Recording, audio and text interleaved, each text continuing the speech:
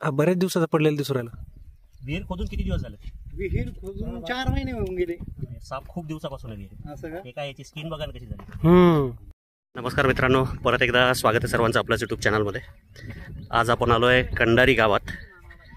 आमचे बालमित्र अमोल कायंदे यांच्या काकाच्या शेतामध्ये, त्या शेतातील विहिरीचंच खोदकाम चालू आहे आणि याच्यामध्ये एक साप पडलेला आहे.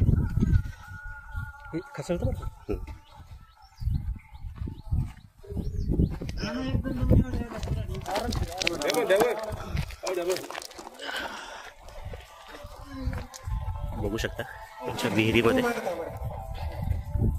एक नाग पडलेला आहे, जो एक विषारी साप आहे. त्याला रेस्क्यू करण्यासाठी आपण आलो. हो, दिसतो ना नागच.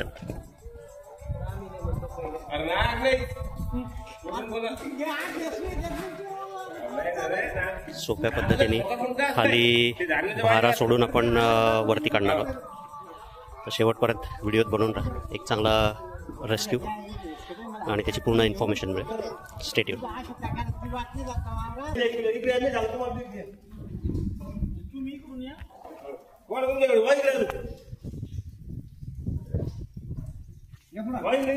दादा अजून थोडं पलीकडं.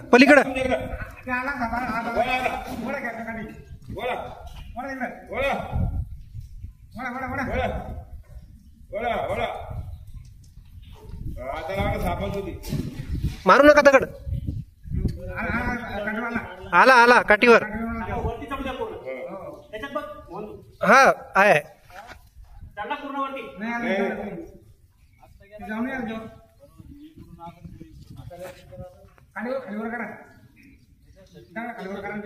थोडी खाली सोडा दादा.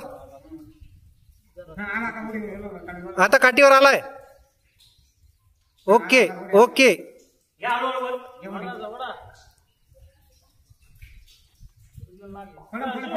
थांबा. हळू. थोडं खाली सोड कैलास. घ्या वर. ए कैलास, घाबरू नको तू.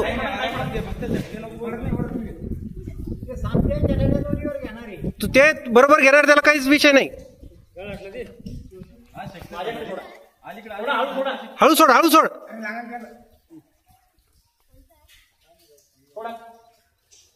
सोड.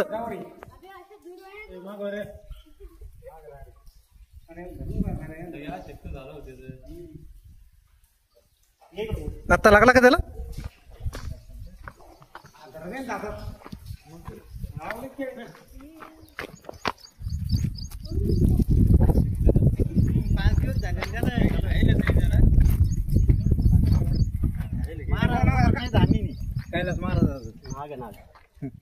पण ते फणी आशक्त झालं, ते उपाशी लागले त्याला. वरतून मारलेत का तिच्याकडे? मारले असतील. लेकर आता 5 दिवसापासून हो, ते डोळ्यावर का ते भारतीय नाग विषारी असलेला साप. आता त्यांच्या म्हणण्यानुसार 5 दिवसापासून खाली पाण्यात पडलेला आहे.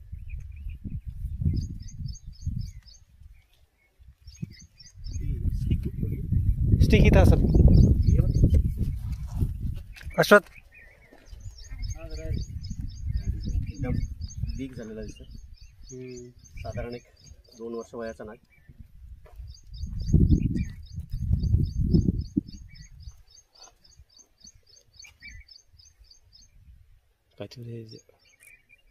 काल आतापर्यंत 10 मिनिट राहून सगळं हे झालंय स्किन त्याची. हा, खूप जास्त वीक झाला. मुलाचा एका ठिकाणी दिसतोय मार लागलेला. हा मारलाय वरतून बोट.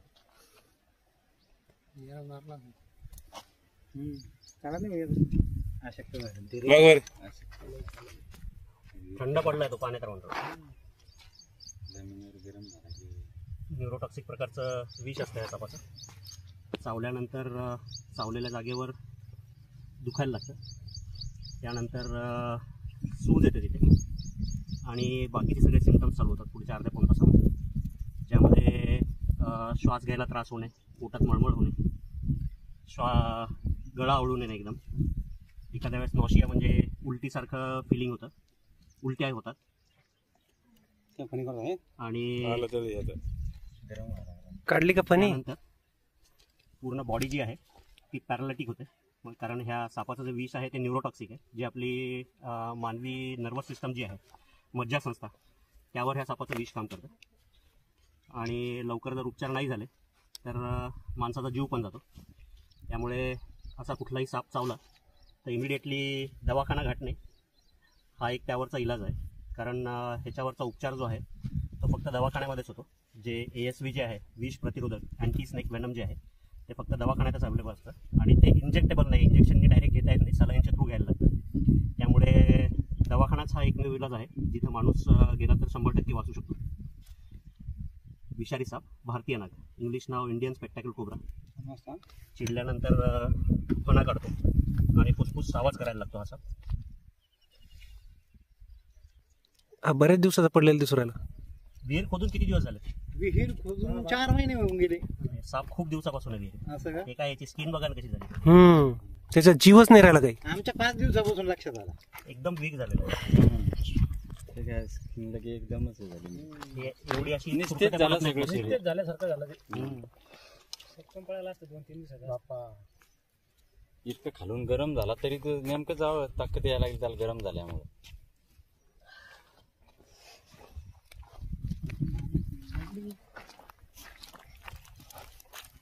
वाचायला पाहिजे फक्त.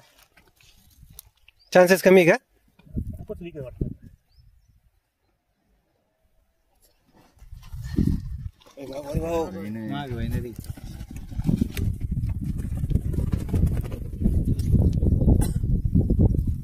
किती सुरगुत्या पडल्या.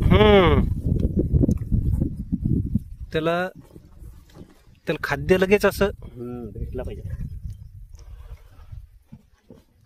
झालाय सुरक्षित लक्ष. लवकरच त्याला त्याच्या नैसर्गिक अधिवासात, मानवी वस्तीपासून दूर. आता ॲक्च्युली शेत सुद्धा हा सापाचा नैसर्गिक अधिवासाच आहे, पण माहिती अभावी भीतीपोटी साप मारले जातात. तर जिथे शेती नाही आहे, माळरान आहे, अशा ठिकाणी त्याला सोडून दिलं. कोण आहे? वसंतराव कायंदे आमचे बंधू. हे आहेत वसंतराव कायंदे काका, ज्यांच्या विहिरीतनं आता आपण ह्याला काढलाय बाहेर. कधी दिसला होता काका तुम्हाला? 5 दिवस झाले. तुम्हाला 5 दिवस झाले. आता विहीर मी म्हणल्याप्रमाणे हा 5 दिवसा नाही, त्याच्या आधीपासून, खूप आधीपासून पडलेला असणार आहे, कारण पूर्ण सरकुते आलेले आहेत त्याच्या अंगावर. तर आता सगळ्यात महत्त्वाचं म्हणजे मी तुम्हाला एक सल्ला देईल की विहीर जी काही तुम्ही बांधाल ती एक 3-4 फूट वर घ्या. कारण काय, आपल्याकडे वन्यजीव बरेच आहेत, रोही आहेत, हरणं आहेत, कोल्हे आहेत, रानमांजरी आहेत, उदमांजरे आहेत. कालच रोही काढला इथून खूप मोठा. हो काय?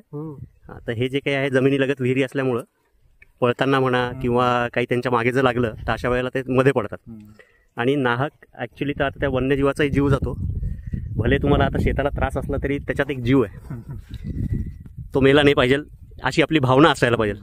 कारण आपल्या हिंदू धर्मामध्ये असं म्हटलेलं आहे की प्रत्येक कुठला किडा, जीव, जंतू जे आहे त्याच्यामध्येही देव आहे आपण म्हणतो. पण आजकाल होतं काय, आपण महादेवाच्या मंदिरात सापाची पूजा करतो, बाहेर दिसला की मारतो.